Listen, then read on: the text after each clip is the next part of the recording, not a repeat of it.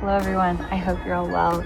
So for today's project, we are going to be attempting to cut some glass bottles, honestly with nothing more than materials lying around in your home. Maybe we'll turn them into some cups, candles, we shall see.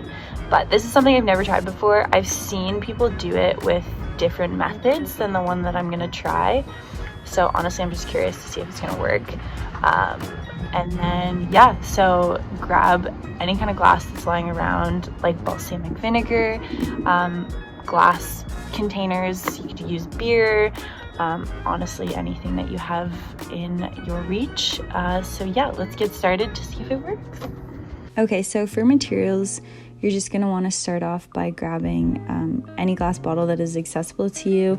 I had a beer bottle and a liquor bottle, but you're more than welcome to use like balsamic vinegar bottles, olive oil, carbonated water, wine bottles. I did find, however, that through trial and error, it was a lot easier to cut thinner glass using this method. So like this Corona bottle was a lot easier than the one next to it. But just for extra practice, I went to my work recycling room to grab just random bottles that they had. So that's definitely an idea for some of you if that's accessible. Also, so for the string, I didn't have any knitting supplies around. So I went to the local thrift store and just kind of grabbed whatever was there. So yeah, it was $1, easy. And then you're gonna want a lighter, or I'm sure matches work, any kind of heat source. And then nail polish remover, which is pretty easy, whether you have a sibling or a friend, somebody probably has it. And then you're gonna want just like a dish to put the nail polish remover in, which is like that jar lid. And lastly, some water in a bucket, cold water. So we're gonna start off by using the string and the first bottle. So you are going to just kind of unravel it. You'll get to know the size, but you're going to want enough string to wrap around where you want to cut it on the bottle a few times. So you're just going to want it to be like a thick wrap of yarn or string at the point that you would like the glass to be broken at. I did it just above the label here, which surprisingly worked well, but you will see. So yeah, you're just gonna cut that off and then go ahead and tie it.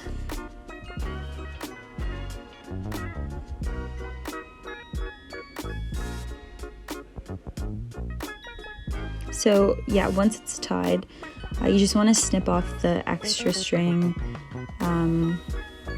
for no good reason other than it's kind of in the way.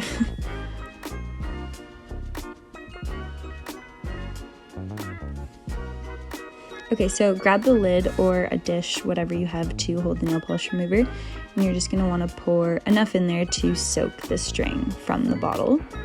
So that's what we're gonna do next. You're actually just gonna take the wrapped string and try to hold it in place and then dunk it into the nail polish remover. Just so it's nice and like soaked through completely. You don't really have to have it sit in there for long, just enough to make sure that it's completely wet. And then you're just gonna pull it out and slip it back over the bottle onto where you want it to break. Okay, so then you're gonna grab the bucket of cold water. This is the fun part. And you're just gonna actually light the string on fire with your lighter. So the acetone in the nail polish remover will burn pretty well, so I don't think you will have a problem with it catching a flame. The one mistake that I made, this was the first bottle that I did, is that the string, you can kind of see it isn't perfectly straight. So you can imagine that where it actually breaks is a little crooked. But once the flame dies down, you're just gonna dunk it in the water and the bottle should break super easily. That shouldn't really be a problem. So this is just a view of the top of the bottle. You can see that the cut is a little crooked, but I just kind of wanted to show that with thicker glass, I actually wrapped more string on it, just for pressure reasons.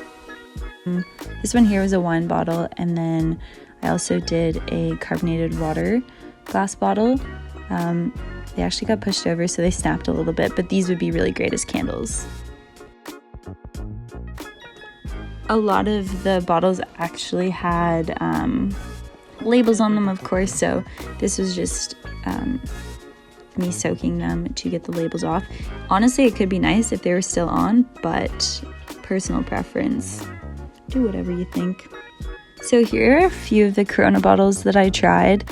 As you can see, it kind of like gets better as I go along. This cut was pretty jagged. This one here, the cut was a lot straighter, but it was still a little bit crooked. And then I think this final one is definitely the closest, but just trial and error. After a while, you definitely get the hang of it. So good luck. Here they are. So thank you for watching the process. Very brief, very easy of me cutting glass bottles with honestly not much more than what was lying around in my house. I know that there's multiple techniques of how to cut glass, especially with a bit more accuracy, including like using a glass cutter, but that's not the most accessible tool and a lot of people don't even own it. So with some heat, string, nail polish remover, I would say it was decently successful. I think with more practice and more glass bottles, you could definitely kind of get it down to be really consistent with the cutting of it.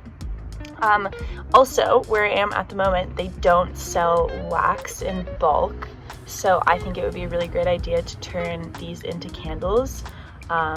Or if you want to even get more decorative with it, I've seen like a bunch of wind chimes and everything with glass bottles, so definitely give that a go. I will be trying that eventually. I just don't really have the resources at the moment. But yeah, thank you for watching. I had a lot of fun. It was really cool the first time. It was kind of like a science experiment, so we will see you guys later.